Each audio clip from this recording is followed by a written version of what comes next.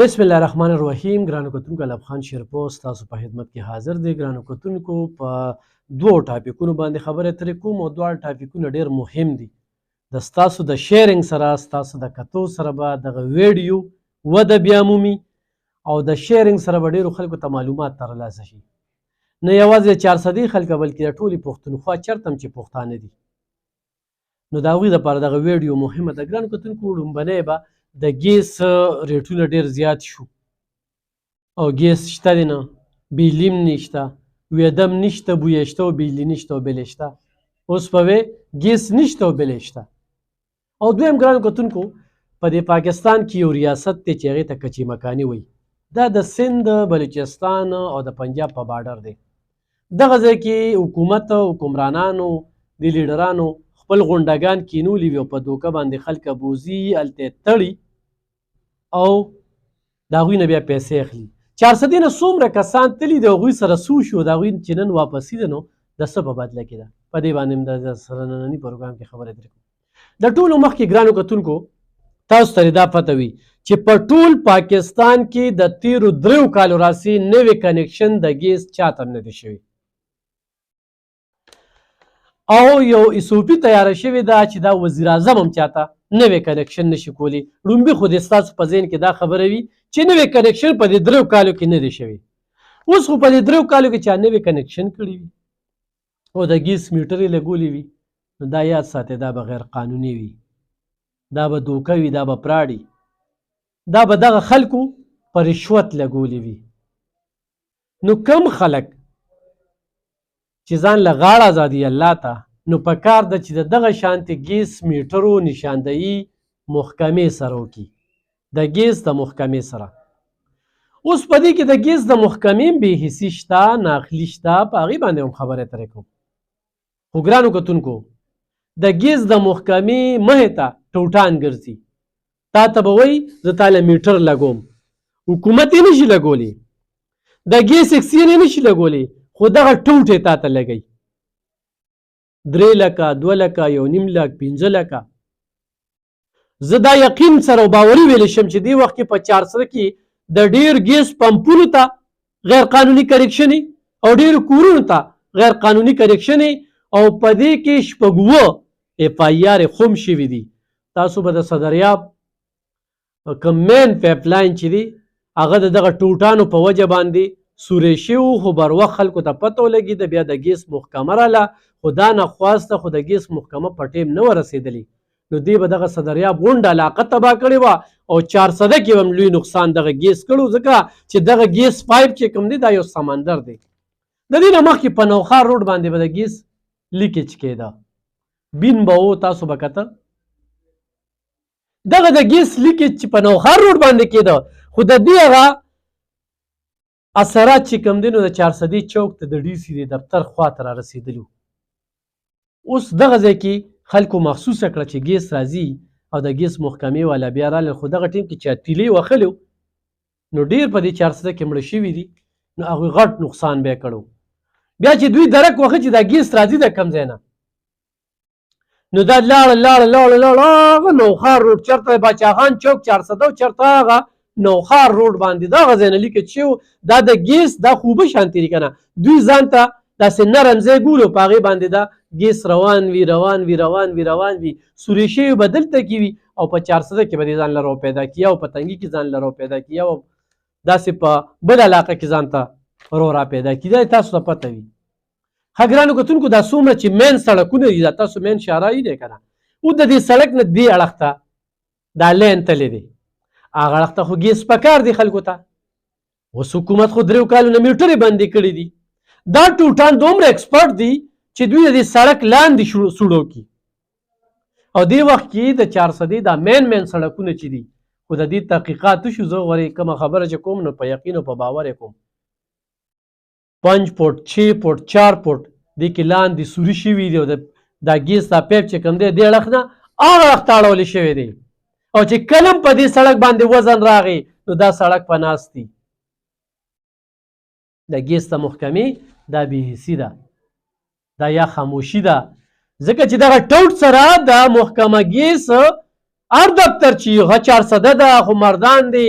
خو پېښور دی، خو صوابۍ ده او خو داسې ملکن دی او خو سواد داسې کومه علاقه ده د دې سره د ګیس د محکمې د خلکو ملي بګت یا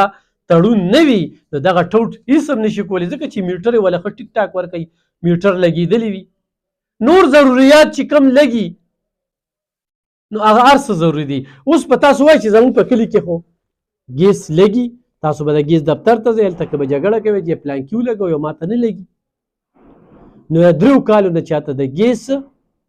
کنیکشن نه دی لګېدلی نوی کنیکشن نه دی شوی نوی زاړه چې کوم دي چاته میټر چینج کوي ټیک ته میټر کې څه فرق دی یو ځای کې پیپ خراب دی په هغه ځای کې پلاستیکي پیپونه اچوي نو هغه چینجز روان دی داسې ویل کېږي چې یاره په تنګي کې د نو یاره د ګیس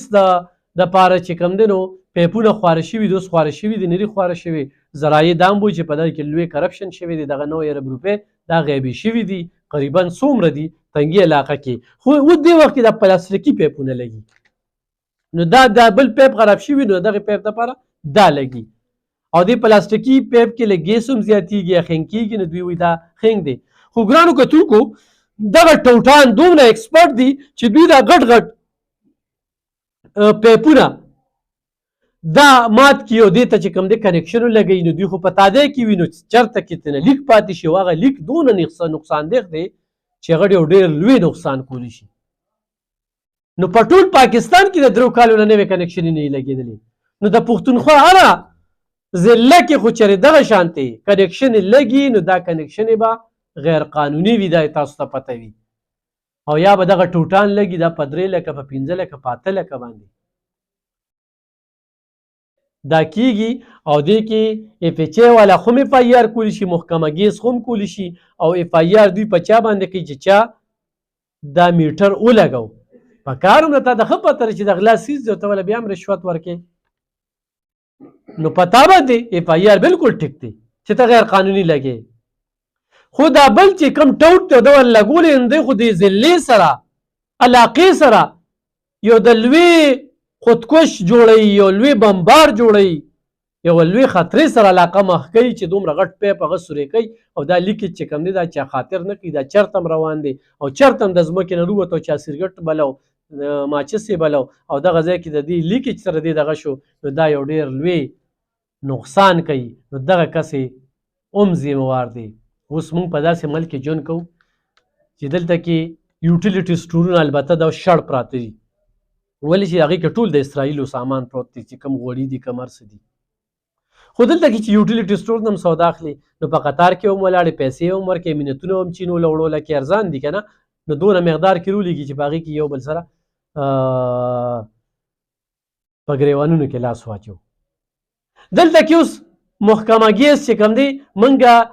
ګیس لګو هغوی وایي ګیس کم دی دا کمې میټرې چې دي بس دا کافي دي خو نوې میټرې لګو دا اوس چې کوم لوډ شیډنګ دی بیا به نور هم لوډ شیډنګ شي نو زموږ په ملک کې د ګیس دغه مقدار هم کم دی نو په دې باندې خلکو ته نوې کنیکشن یې نه ورکوي نو خلکه نوې کنیکشن یې لګوي او هغه ورته ورکوي نو 3 کالو کې نو لګېدل نو خلکه دا غیر قانوني لار اختیار کړي او ځان ته په چل باندې ګیس ولګوي نو دا هم د محکمه ګیس او یا دې چې کوم وزارت نالایقه وزیران راشي نو دا د هغوی کار دی یعنې دلته کې اکسایز محکمه وایي چې زه به ډېر زر ده چې غیر قانوني غیر رجسټر موټرسایکلې او ورسره رکشې روډرې دا ګیرومه خو چې 3 کاله مخکې چا موټرسایکل ته داخله کړی تر اوسه ورته نمبر پلیټ میلاو نه شو پښتونخوا کله پښتونخوا شوې ده او دې وخت کې اوس هم د ګاډي بورډ چې ورکوي نو NWFP دی نو دا زموږ په دې ملک کې قانون خو خپل کار کوي ځان ته خو د وانې لپاره کوشش کوي سړی راګیروي خو دلته کې دغه حکومت او دغه ریاست قام له څه ورکوي سم نه ورکوي قام کړی قام ته څه نشته نو خو دلته کې د ګیس دا میټرې خلکو ته لګېدي نو خلکو به غیر قانوني کار نه کوو خو زه خپلو کتونکو ته وایم چې الله ته به غاړه زادو خو ستاسو په کلي کې نن سبا کې داسې میټرې لګي د ګیس نو دا غیر قانوني دي په دې باندې چې کومه ده پوره توجه پکار دی او دا یو ډېر لوی دغه دی چې سړکونه هم پکې خراب کړل سړکونو ته هم نقصان وشو صدریاب کې هم لوی نقصان شي او 6 9 پورې چې کوم دی نو په دې کې اوس باقاعده پایارې شوي دي پرشر کم دی د هغې په وجه باندې پلاستیک پیپونه دې وخت کې لګېږي دغه یو دغه دی او نوی کنیکشن چې کوم دی هغه نه لګوي. ګرانو کتونکو بله خبره کومه چې زموږ د دې تورنځو نه څو کسان دغه کچې مکانې ته په دوکه باندې جنکو په ډرامو باندې وتښتي، دغه شانتې د سرکي نه یو دوه کسان تلي وو، نن د هغوی واپسي ده. ویل کېږي چې 80 لکه روپۍ ترې واخیستی، 80 لکه دا ریاست دی